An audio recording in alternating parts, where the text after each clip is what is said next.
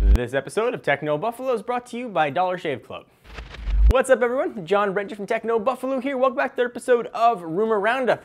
The title should probably give it away. This is the show where we take all the tech rumors from the week and I just trash compactor them into just a condensed little ball of rumors, so you know what could be coming, what might be coming, what is potential to probably definitely come sometime in the next 18 years. Up this week, looks like the Nexus line's not dead yet. Nexus 6 might be coming. iPhone 6 getting 2 new features that Android already has. There might be a brand new Galaxy S5 coming. You heard that right? A new Galaxy S5, not the existing one that just came out a few months ago. This is Rumor Roundup. Let's start rounding things up.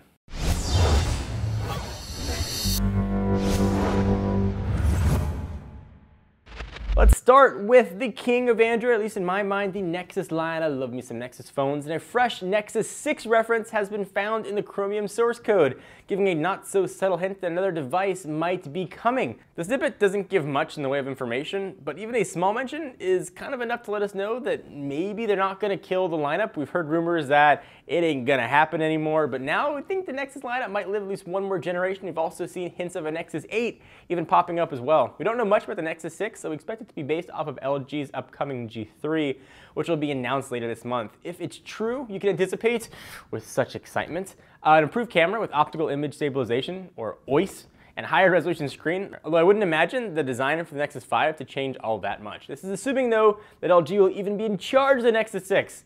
We've heard rumors grumbling around that HTC's been in charge of Nexus 8 duty, possibly indicating that Google might want to go for another manufacturer for its smartphones. Maybe HTC got in on that Nexus 6 action.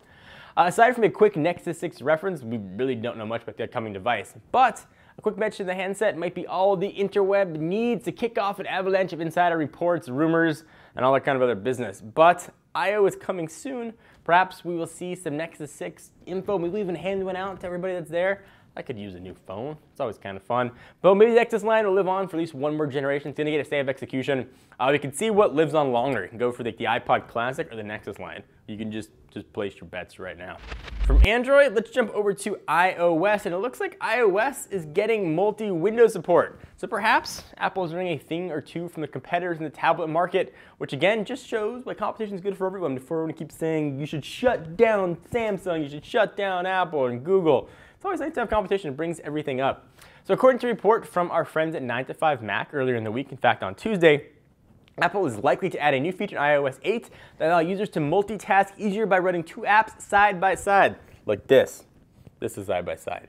Samsung already, as I'm sure you're well aware, offers this on its Android tablets, and it's kind of one of the cool features, I think, of Windows 8. 9to5Mac also said that Apple's implementation isn't just about multitasking, though.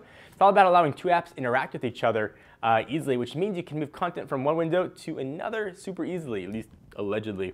So for example, if you've got a browser window open and an email open, you can, for example, copy and paste text and other content from images from one to the other, which kind of you can already do already, but at least you can see them next to each other. That's kind of cool, I guess. The news outlet did say that developers will need to tweak the existing code for the functionality to work, and that it's only going to work in landscape mode, so long way. On Samsung tablets, though, you can run both apps in portrait mode as well. Just saying, just throwing it out there. So 9to5Mac also said that Apple will unveil iOS 8 and hopefully all the new functionality during WWDC in June, which I will be there for. Think of iOS 8 as being what OS X Mavericks was to OS X last year. At least that's what 9to5Mac is saying. So expect iOS to get a California name. Don't really. So it should be sort of core improvements. I wouldn't expect a giant overhaul like we're all hoping. But multitasking with multiple windows sounds like a nice step in the right direction. But maybe someone will be listening to this video. Give me a better way to see information. Give me widgets, please. Speaking of things that Android's had that Apple hasn't, a new report from Brightwire offers up yet another claim for the upcoming iPhone 6, citing the best kind of source in the world, Mr. Anonymous. The site claims Apple will include near-field communication, better known as NFC, in the upcoming iPhone 6 as part of a deal with China UnionPay to set up a mobile payment network. You heard me right. Finally, NFC in an iPhone 6. You just give it wireless charging too, I'll be super happy. So iPhone 6 owners will allegedly be able to download a special UnionPay app within Passbook to make mobile payments at over 3 million Quick Pass machines across China. UnionPay is the only domestic bank card available in the country, meaning the deal could end up opening up a huge source of revenue for Apple if they're allowed to get even a tiny little cut of that. But that's China. What about the US? I wouldn't be surprised to see Apple launch their own payment system. Perhaps they even acquired a company quietly a few years back that might make mobile payments coming, but could you imagine just tapping your phone and being able to pay for things? I'm sure you Android users can imagine, keep doing it for quite a few years with Google Wallet. But it's a nice avenue to get some revenue. Certainly would add features that people are cross-shopping when they look at Android versus iOS. So before I get to what's coming next on the iPhone, look at this face. You'll notice two things. First, I'm so pale, I'm see-through, and that I really don't like to shave. And mostly it's because buying razors just super sucks. First, you gotta get in the car, and I hate going places. You gotta ask the people for the key to the doohickey. Then they like look at you like you're stealing stuff. Like, all I want is razors, and you gotta shell out just a ridiculous amount of money for some unnecessary shave tech. I think one of the last razors that I bought had like a vibrating handle and like a laser pointer that Lucy loved to play with. But fortunately, there's a company that's doing away with all of that silliness and getting down to what matters. That's the blades. It's called Dollar Shave Club. They made it super simple. For just a few bucks a month, Dollar Shave Club ships really amazing quality razors and other bathroom sundries to your door, and their blades are just as good as the big shave companies at just a fraction of the price. They sell all kinds of other accoutrements, that was my fancy word for the day, like Dr. Carver's shave butter to give you a smooth, buttery shave, which I really need to go home and use my Dollar Shave Club, but I kept the beard for a prop. So you should shave time and shave money. Join now at dollarshaveclub.com/technobuffalo. They bring it to your door. You don't have to go places. It just makes life easier. Again, that's dollarshaveclub.com/technobuffalo. Now I will get back to the rumors. So you know that brand new Galaxy S5 you just bought, and you're like, oh, look at my new phone, it's so shiny and pretty, and you're just stroking your phone's fake hair. It might not be the new hotness for much longer. Samsung allegedly has a Galaxy S5 Prime. You couldn't see, but I kept saying Galaxy S5 Prime like 3 times before I got that right. Supposedly coming soon, but it's possible the device will launch alongside a Galaxy S5 LTE-A or advanced smartphone. A new product page recently surfaced on price.com.hk, which refers to the phone by name and provides some other specs.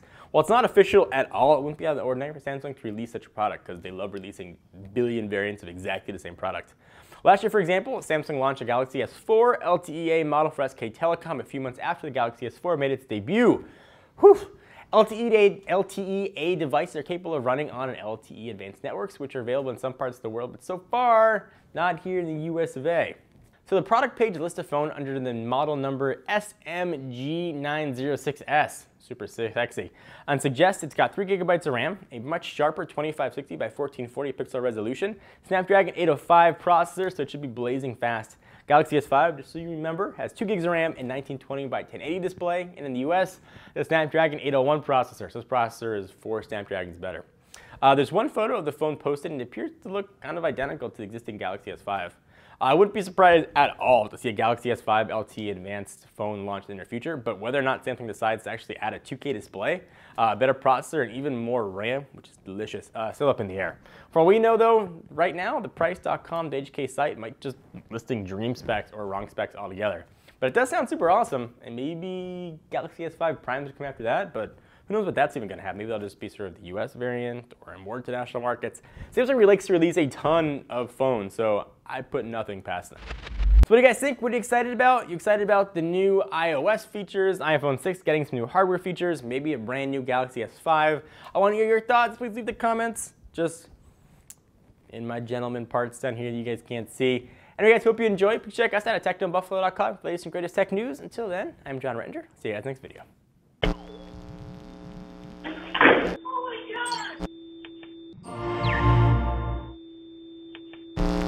What's up everyone? Thank you for watching that video. If you want to see more of the latest and greatest tech news, you can subscribe to our main Techno Buffalo channel by clicking the button right down below in my pants region, or click on the buttons to your right to see more videos.